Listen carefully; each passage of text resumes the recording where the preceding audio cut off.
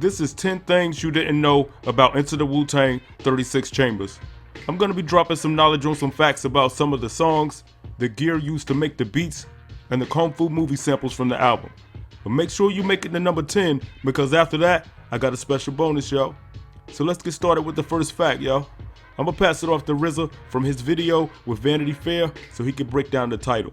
Into the Wu-Tang 36 Chambers, which we actually took from Enter the Dragon, which another favorite movie of mine is Bruce Lee. We consider him to be a minor prophet. But the 36 Chambers portion of the title comes from the 36th Chamber of Shaolin, of course.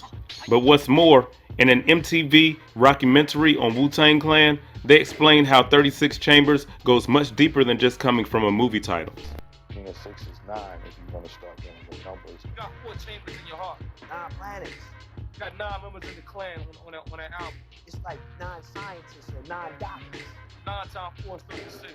You have 36 points within your body, 10 degrees apart. You know that's 360. You know that's a completion. 120 knowledge, 120 just 120 understanding. That 64 is the same 64 as the 64 squares on the chessboard. You know what I'm saying? I could go on and on about 5-4. A lot of people can't understand that, so we keep it simple. Later in this video, we'll transition to talking about some of the great songs from this album, but before we get to that, let's talk about the album cover.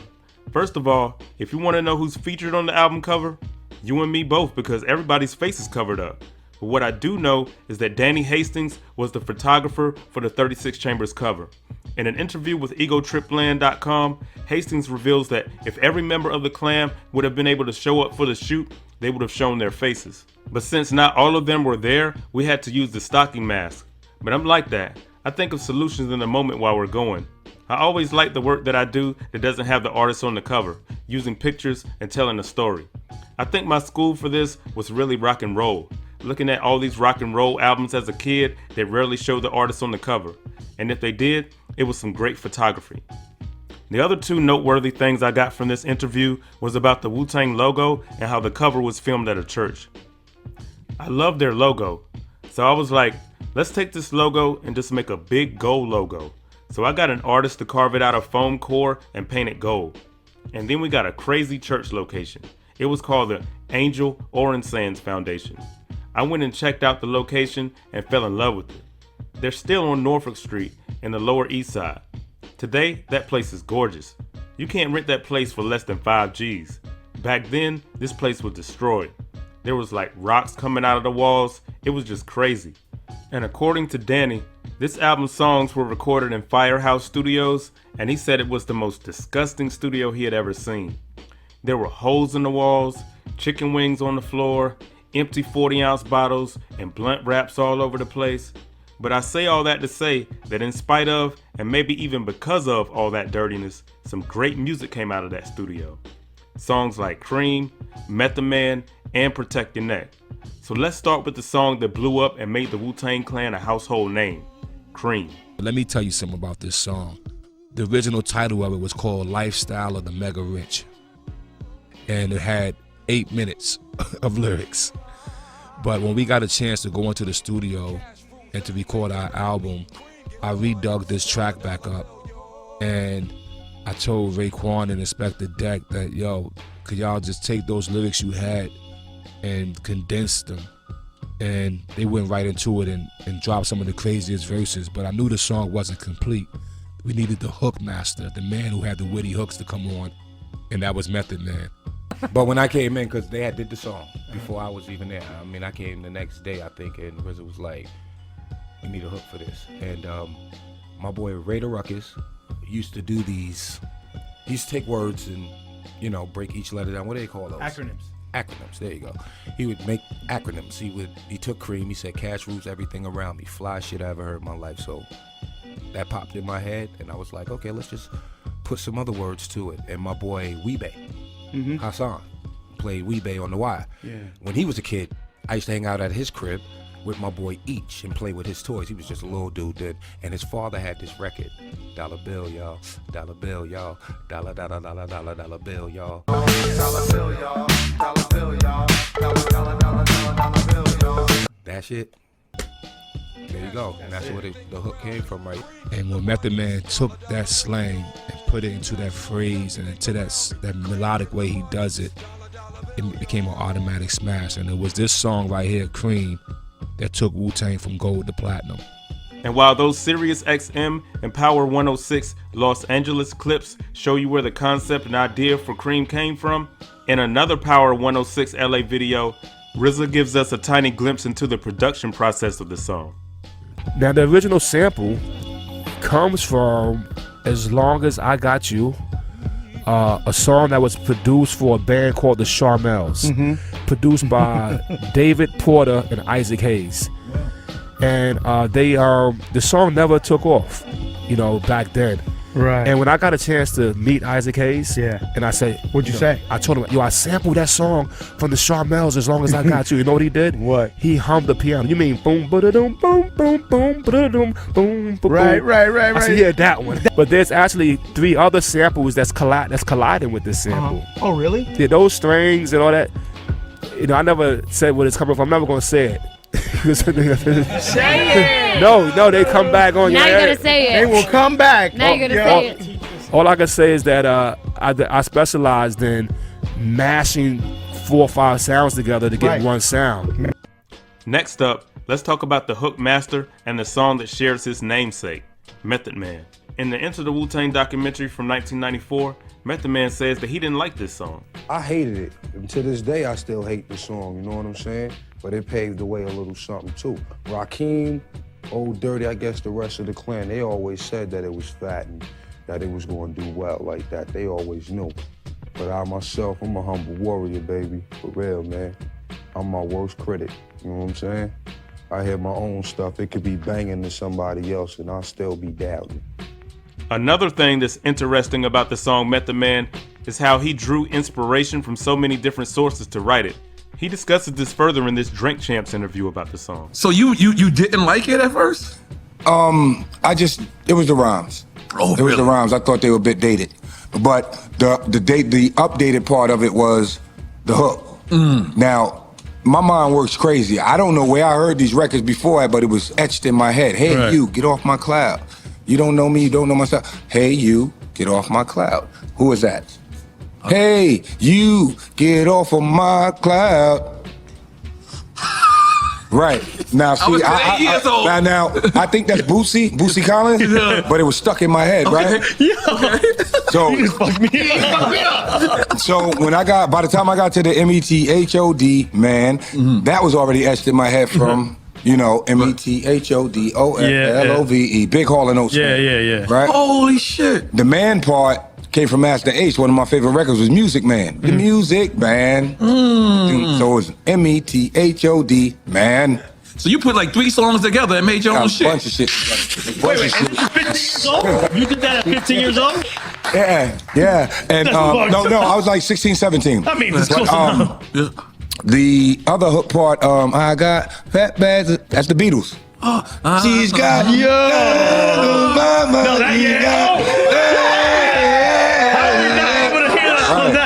I got hip hop card. He did a mashup. Yo, holy shit.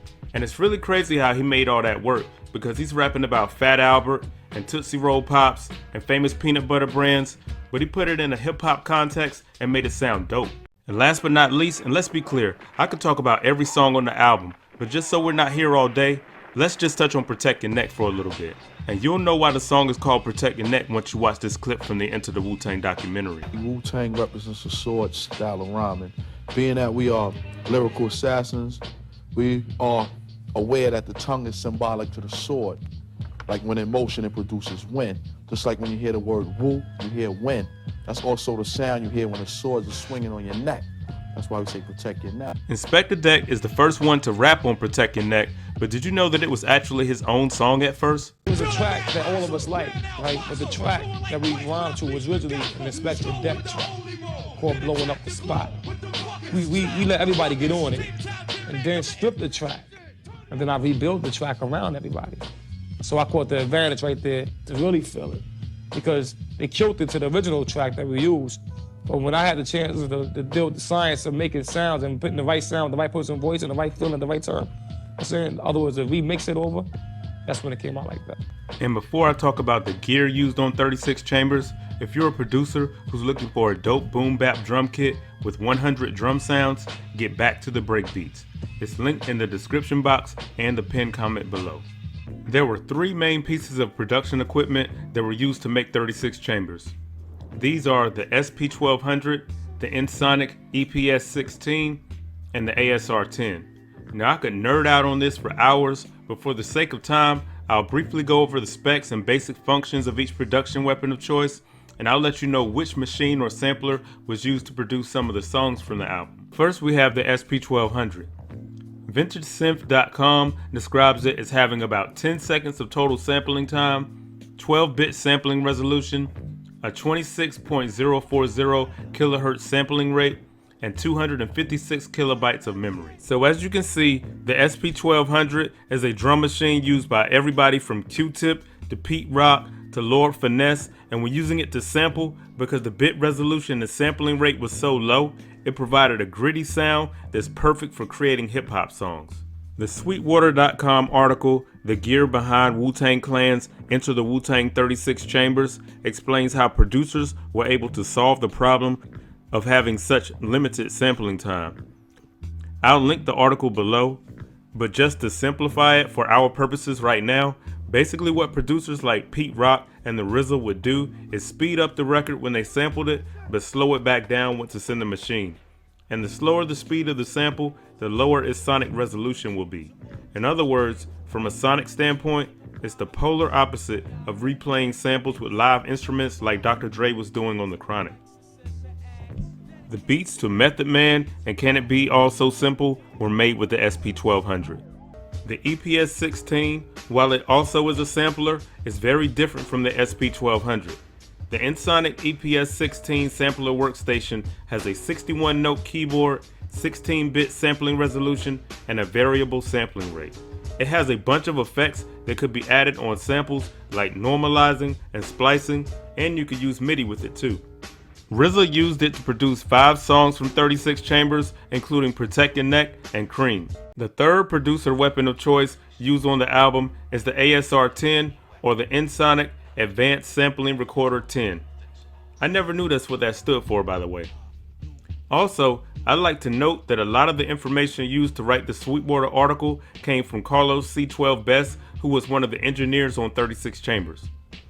But the ASR10 was a step up in technology from the EPS16 and the EPS16 Plus, which was also used on the album. It has a 16-track sequencer, 62 total effects, and a 999 measure limit to each of its 80 patterns, just to name a few. It also includes a flexible MIDI sequencer, so all these things gave RZA plenty of musical options. It was used on 6 tracks from 36 Chambers, including The Mystery of Chess Boxing and Wu-Tang 7th Chamber Parts 1 and 2. And since we're talking about production gear, if I were to cover all the samples from the album, I might as well make a separate video. So for now, let's return to that Vanity Fair video from earlier so RZA can break down a couple of those samples. Hey yo, this movie, The Master of the Flying Guillotine, yo. The Flying Guillotine became what I used as my choice of lyrical weapon. So when you hear the song Wu-Tang Clan ain't nothing to f with, I start off and I be tossing and forcing. My style is awesome, causing more family feuds than Richard Dawson. And the survey said you're dead. The fatal flying guillotine chops off your fucking head. So basically, Wu-Tang, our tongue is like a sword, but the guillotine could beat the sword, yo, and that's why I chose that to be my weapon. The Executioners from Shaolin, one of my favorite films of all time. And it follows the story of Hung Si Quan, who is the Hung Gar founder, fighting the priest Pa Mei, also known as the White Lotus. My Tiger Kung Fu is better than yours. If you listen to the Wu-Tang Clan song, Wu-Tang Clan ain't nothing to f with, it starts off with Tiger Style. Tiger Style. Yeah. Well, that's from this movie. Tiger Style. 5 Deadly Venoms, directed by Chang Che. This film right here is actually the film that made me become a Kung Fu fanatic. You could hear the sample in a song we got called The Mystery of Chess Boxing, where it starts off. Tone style is immensely strong and immune to nearly any weapon. When it's properly used, it's almost invincible. Watching this film, the Toad character is the one we all root for. He's the one that you wish you were, the one with the invincible iron skin. But I highly recommend that you watch that full video. It's called Wu-Tang's RZA breaks down 10 Kung Fu films he's sampled. It will definitely blow your mind. Hey yo, we at number 10 now. And I promised you at the beginning of the video that I had a special bonus, y'all.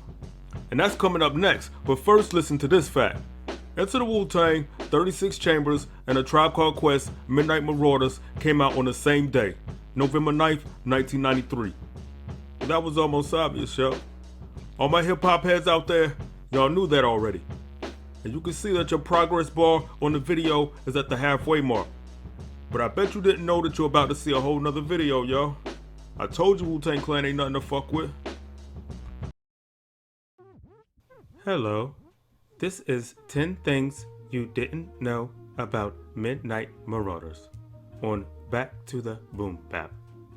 I will be enhancing your phones and TVs with certain facts that you may find interesting.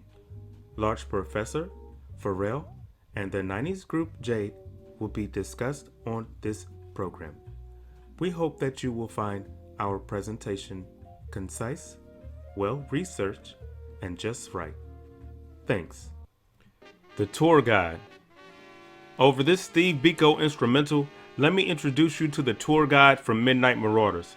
I did my rendition of it in the intro, and if you've heard Midnight Marauders, you'll know she shows up multiple times throughout the album. But you probably didn't know anything else about her. Well, according to uprocks.com, her name is Laurel Dan, and she's a former Jive Records A&R, which is the label that Tribe was signed to. And unlike the music you have to listen to when you're taking care of business and waiting for a representative, every time this lady came back around, she was saying something thought-provoking.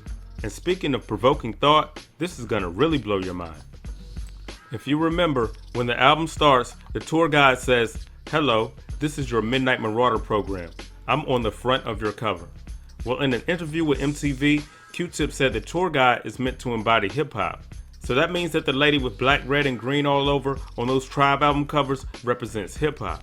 Tip said, and our lady in front of it, we figured the lady is hip-hop. We use this lady as a symbol of our music, a beautiful woman. The Award Tour baseline. When I discovered this fact a few years ago, it blew me away. The Award Tour baseline is inspired by the baseline to Don't Walk Away by Jade. I say inspired because Q-Tip didn't sample it, but it's so similar that after I show this to you, these two different songs will remain connected in your mind from here on out. Alright, so I'm going to isolate the bass lines of both songs so you can hear them better. Okay, this is Don't Walk Away.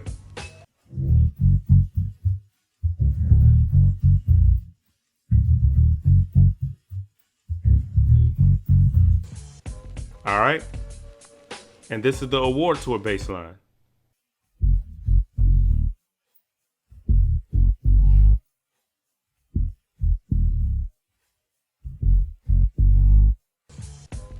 You see what I mean? They're super similar. And Q-Tip really did confirm this. It's not speculation. Here's him talking about it on the J Period mixtape, The Abstract Best, Volume 1. Q-Tip. I remember there was this record by this girl group called Jade. And the record was called Don't Walk Away. Don't walk away, boy. I think of you. That song? Yeah. That joint inspired Award Tour, because when I heard that bass line, I was like, yo, that bass line is so mean. And I was DJing back then, I used to play it in the party. I used to see how we used to react when that shit was just knocking. So I was like, yo, I gotta get a record and kind of take that influence. So I just came up with the, you know, to the Weldon Irving. You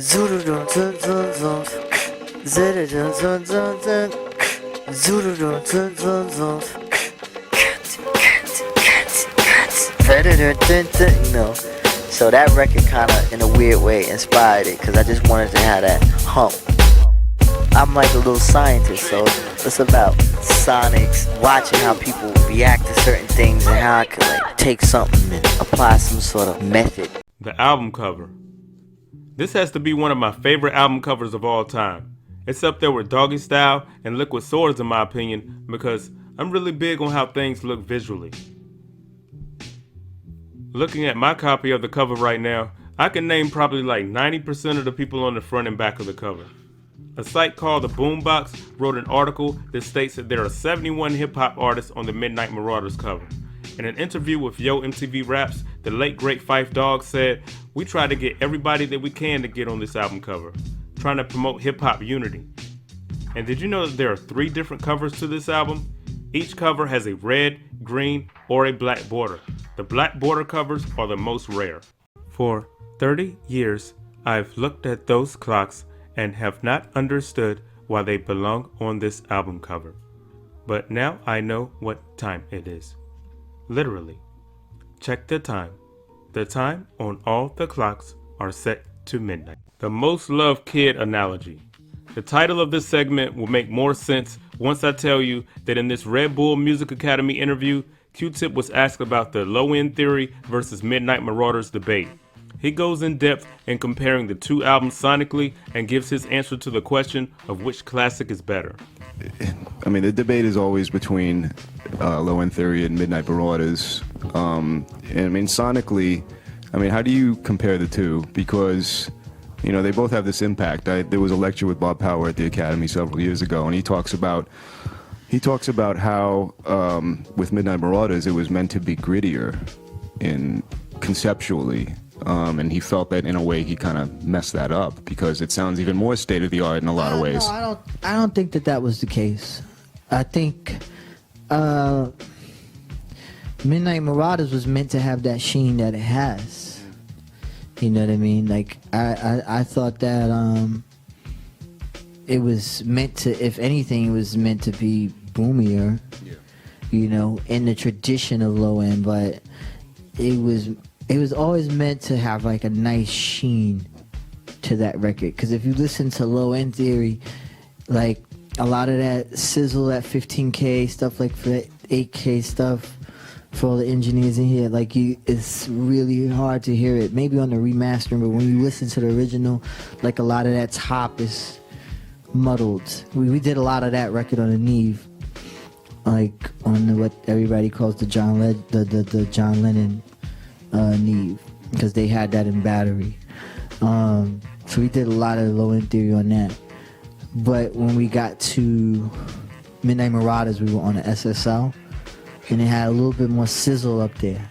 So it just has the top, it just has a little bit more sheen. Yeah. The drums are louder too. Yeah, the drums are louder. Yeah. Which is good. When you sit back and listen to these two, you know, can you compare them? Do you have a favorite? It's like a kid. Do people who have kids have favorites? Anybody? Oh boy. I guess they're their own thing. You know what I mean? They're their own thing. There's definitely, of course, similarities, but I don't know. It was hard to say. You know. We interrupt this program to let you know that if you're a producer who makes boom bap beats, you can get back to the brick beats. It has 100 drum sounds, including drum hits and drum loops. It's linked in the description and the pinned comment below. And now, back to our regularly scheduled program. The Midnight Marauders meaning. I'm guessing that A Tribe Called Quest figured that we would be wondering what the title of the album meant as we were listening to it, because it's revealed to us on the album by the tour guide. At the end of a war tour, she returns and says, 7 times out of 10, we listen to our music at night. Thus spawned the title of this program. The word maraud means to loot. In this case, we maraud for ears. The One Mic Marauders. Midnight Marauders got 4 mics in the Source. For those that don't know, the hip-hop magazine The Source did what's called the Record Report, where they would review hip-hop albums. The review had a rating system with 1 being the worst and 5 being the best. And it was written by award-winning filmmaker, producer, and writer Dream Hampton. This analysis was penned at a time when the Source magazine was still relevant and what number of mics you received really meant something. And with that being said, in my opinion, as ironic as this will sound, Tribe got marauded because the Source stole one of their mics. I'll link the review below so you can read it, but Hampton really didn't say anything negative about the album, other than she felt it was missing the late MC Hood and that she didn't like the tour guide. And there may have been someone totally different who decided what rating the album should get. And I think this may have been one of the albums that the Source retroactively awarded 5 mics after the fact. However, none of these things justifies them giving 4 mics to a classic album that I've been listening to since I was 12 years old, which was 30 years ago. So let me stop boring you with this rant and tell you. A Tribe Called Quest consists of 4 members: Phife Dawg, Ali Shaheed Muhammad, Q-Tip, and Jarobi. A, E, I, O, U, and sometimes Y. The Keep It Rollin' story. Let's hear the story of the song Keep It Rollin' from the lens of the live guy with glasses, the legendary Large Professor. Large Pro is the only guest feature on the album, and this song is one of only 2 songs not credited as produced by A Tribe Called Quest. This song was produced by Large Professor, and 8 Million Stories was produced by Skef Anselm. In an article from Complex.com where he was breaking down classic records he produced, Large Professor spoke about the making of Keep It Rollin'. That's when Tip had his equipment in Phife's basement. We used to just go through records. We would go record shopping, go to Phife's basement, throw the needles on the records, whatever. So we would go through our batch of the stuff we got that day. So there was this joint and I looped it up. And my boy Tony Rome and Yusef, they had looped it up a while ago. And I was like, yeah, that shit is hot. But I never really knew what it was. But then I threw that record up there. I was like, oh shit, I remember this joint. Then Tip was like, yo, that's dope. Then I threw the drums to it and it was cool. And Large Professor was just so laid back that he just made the track and didn't really think nothing of it. I didn't think they were gonna use it. It was crazy. He was like, yo, I'm in the studio and I got that joint that you looped up. Come on, let's rhyme over it. And you know, we were going record shopping together while he was working, so it was like I would hear the work he was doing in his sessions. He'd come through like, yo, check this out, and play me lyrics to go. And I'd be like, yo, that shit is crazy. Some people think there are too many podcasts. I think there are too many bad podcasts.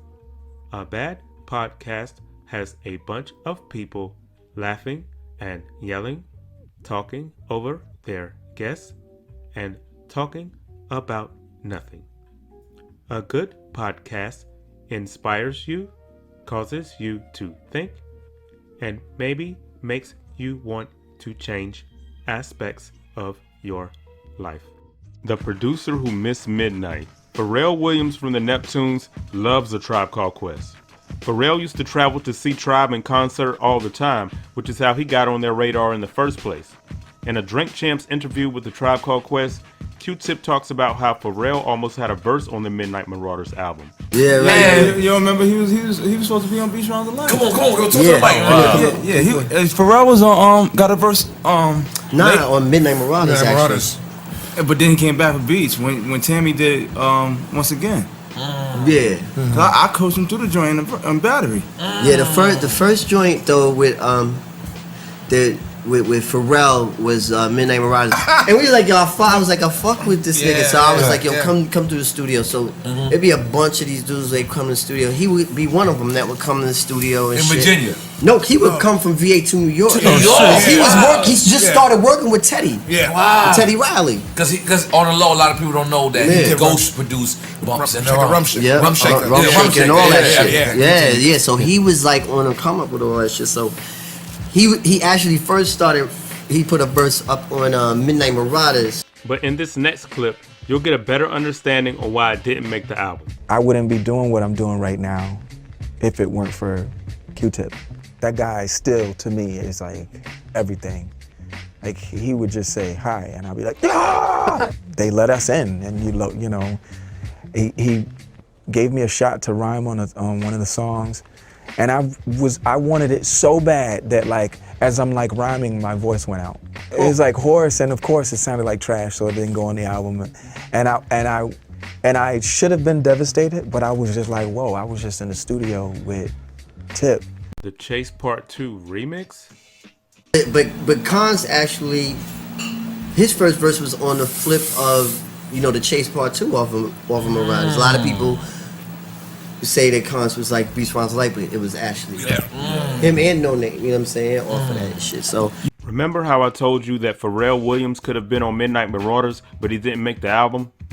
Well, Q-Tip's cousin Consequence is on the album, on the Chase Part 2. Well, sorta. He's on the remix, and he sounds hella young, cause this was 93, 3 years before he would technically make his actual debut on Tribe's Beats, Rhymes, and Life album. I'll play a little bit of it for you. Gets a turn apart. I hit him with the boom, stick him, I hit him, it's the brother named Quince, not to fake him, but I still lick him. Still bust that shorty, now you know who got the prop. Consequence, AG flow, you know it just don't stop. Cause the only was born to breed, I was born to smoke weed, indeed. I smooth played and then I popped the seed in you. Yeah baby, I took you to the venue, and if my name was Coco, I still couldn't be into you. Cause you got snuffed by the crooked two bandit who never got stranded. Been kicking the funky lyrics that the transformers landed on earth. Had to in my bottle, baby car, now I'm grading my birth. And got a bag of blue funk, put a bag of green skunk punk. So if you want it, motherfucker, knuckle up. The 3-bar loop. I'll be honest and say, whenever I find out that a loop is in a different time signature other than the standard 4/4 time signature, it always fascinates me. The reason why is that I can't tell the difference. I understand that some people can, but producers like Tip who have done this have a way of expressing themselves artistically where they can make things work that don't seem like they should work. If you've been watching this long, first of all, thank you so very much. And just stick with me for a couple more minutes and listen as we return to his Red Bull Music Academy interview where Chairman Mayo and Q-Tip discuss the song Lyrics to Go and talk about 3-bar loops. I mean, I said that I feel like this song is kind of representative of a lot of different things that are characteristics of your style. I mean, I guess one thing is it's a 3-bar loop, and you've done that a few times in your career, and I wonder what sort of vibe that gives off, do you believe? Or was that something that had just sort of happened? I mean, Electric Relaxation, the Mobb Deep track, Drink Away the Pain. There's another one I'm blanking on right now, but from Midnight Marauders. Is it Lyrics to Go? Is a 3-bar loop. What when you find something like that and you decide that that's what you're going to use, what sort of energy do you think that puts out? I don't know. You know what? I just like the. I just like to kind of. To me, nothing pronounced. Well, I feel like that those things pronounce the rhythm even more because it's so kind of like, you know, I don't know, left of center of what the 4/4 thing that's happening. So just like putting it against it, it just makes it to me stick out more, makes it more pronounced, but in a good way. And it also soffits the 4/4 rhythm or whatever, you know, that even number that's there on the bottom. It just soffits it even more when you have whatever harmonic or melodic thing that you have going on top of it happening in its odd meter. Yeah, I just think it's interesting. And then, you know, for me to be kind of carrying on in an even meter against all of that, it's just an interesting cocktail to me. And I didn't really hear anybody in rap really approach it that way, you know what I'm saying, or do anything like that, or mess with time signatures like that, you know. And in that same interview, they also discussed Q-Tip's work with Nas when he produced One Love for Illmatic. And if you want to know more about that story, then click on the video that's on your screen called 10 Things You Didn't Know About Illmatic. Thank you for watching, and I'll see you in that next video. Peace.